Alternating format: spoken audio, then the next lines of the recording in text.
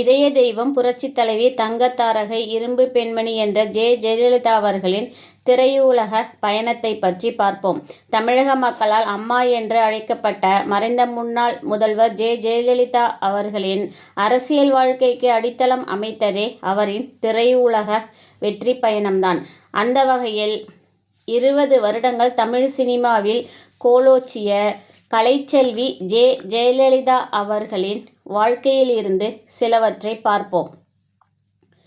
பெற்றோர்களால் கோமலவள்ளி என்று பெயர் சூட்டப்பட்ட அவரின் அம்மா சந்தியாவால் அம்மு என்று அழைக்கப்பட்டு திரையுலகில் ஜெயலலிதாவாக நுழைந்து, மக்கள் திலகம் எம்.ஜி.ஆர். அவர்களால் வாயாடி என செல்லமாக அழைக்கப்பட்டு அரசியலில் புரட்சி தலைவியாக இருந்து தமிழக மக்களால் அம்மா என்று அன்போடு அழைக்கப்பட்டவர்தான் செல்வி ஜெயலலிதா அவர்கள்.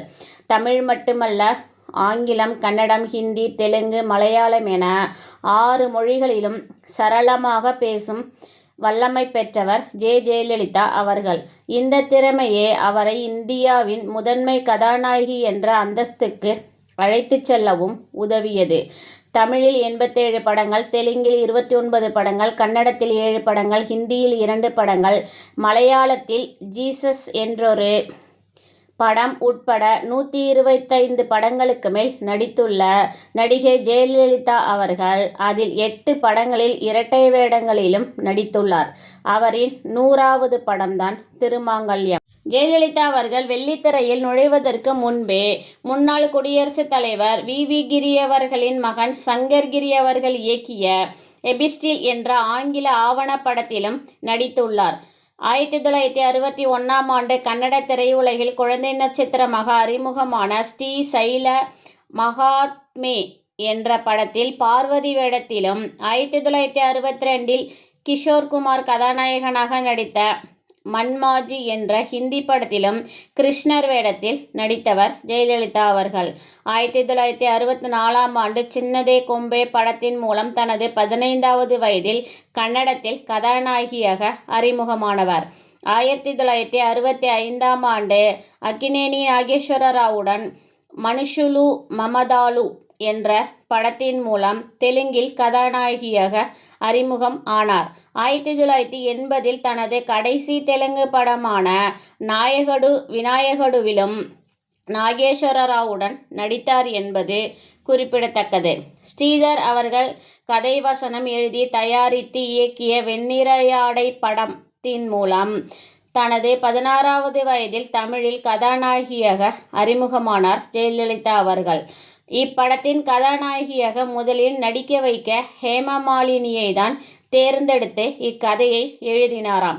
ஸ்ரீதர் அவர்கள் ஜெயலலிதா அவர்களின் நடிப்பு திறமையை பார்த்து வாய்ப்பை ஜெயலலிதா அவர்களுக்கு வழங்கிவிட்டாராம் ஸ்ரீதர் அவர்கள். 1000ல் ஒருவன் படத்தின் மூலம் மக்கள் திலகம் எம்.ஜி.ஆர். அவர்களுடன் ஜோடியாக நடிக்க தொடங்கிய ஜெயலலிதா அவர்கள் 28 படங்களில் அவருடன் நடித்ததுடன் பெரும்பாலான படங்கள் வெள்ளி விழாவை கொண்டாடியது. 1960ஆம் ஆண்டு சென்னை மயிலாப்பூரில் நடைபெற்ற ஜெயலலிதா அவர்களின் பரதநாட்டிய அரங்கேற்றத்திற்கு தலைமை தாங்கிய நடிகர் திலகம் சிவாஜி கணேசன் பெரிய நடிகையா வருவ என்று வாழ்த்தினாராம். நடிகையான பின்பு சிவாஜி கணேசன் அவர்களுடன் மட்டுமே 17 படங்களில் நடித்தார் ஜெயலலிதா அவர்கள்.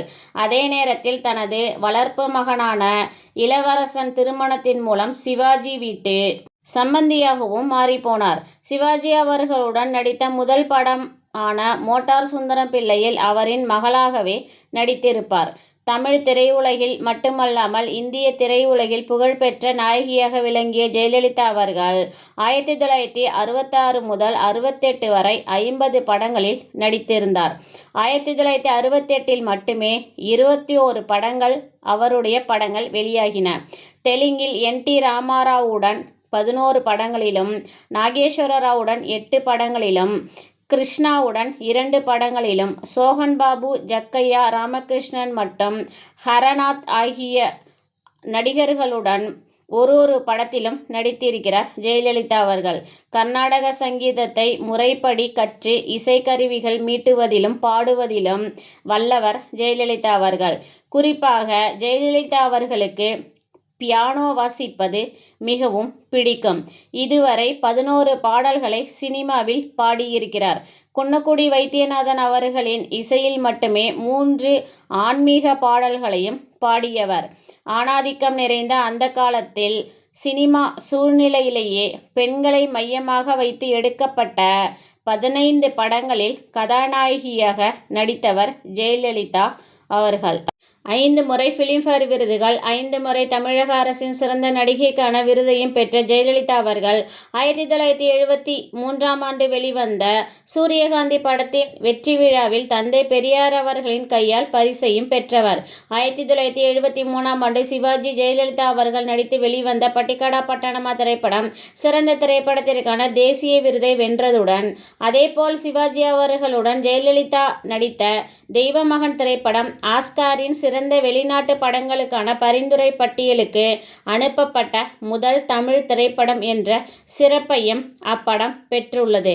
இப்போது பல பட்டங்களுக்கு சொந்தக்காரராக விளங்கும் ஜெயலலிதா அவர்கள் 1967இல் சினிமாவில் பெற்ற முதல் பட்டம் காவிரி தந்த கலைச்செல்வி.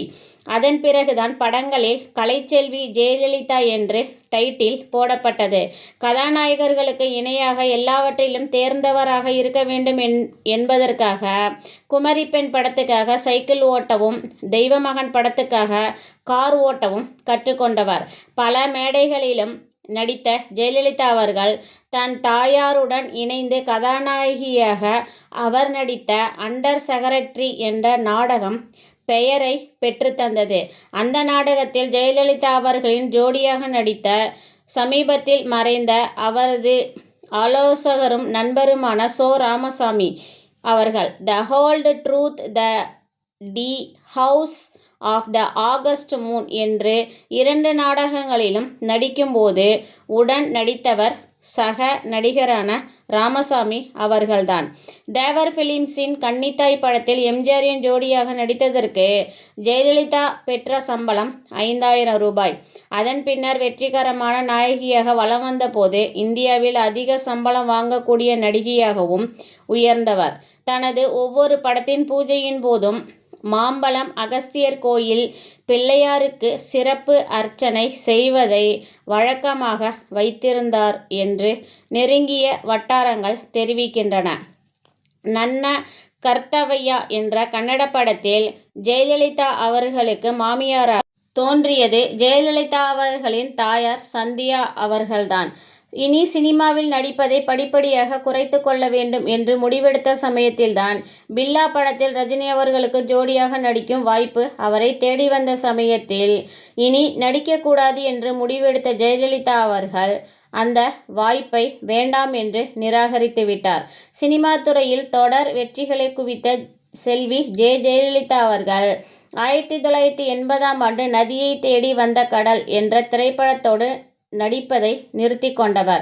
1992ஆம் ஆண்டில் வெளிவந்த நீங்க நல்லா இருக்கணும் என்ற படத்தில் தமிழக முதலமைச்சராகவே தோன்றி தனது சிறப்பான நடிப்பை வெளிப்படுத்தியவர் ஜெயலலிதா அவர்கள். அதுபோல் கமல் அவர்களுடன் 3 படங்களில் நடித்ததாகவும் அந்த படங்கள் வெளிவரவில்லை என்றும் சொல்லப்பட்டது.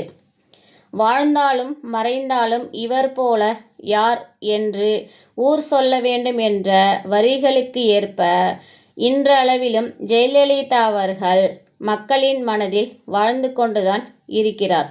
மீண்டும் வேறு ஒரு நல்ல பதிவுடன். நன்றி, வணக்கம்.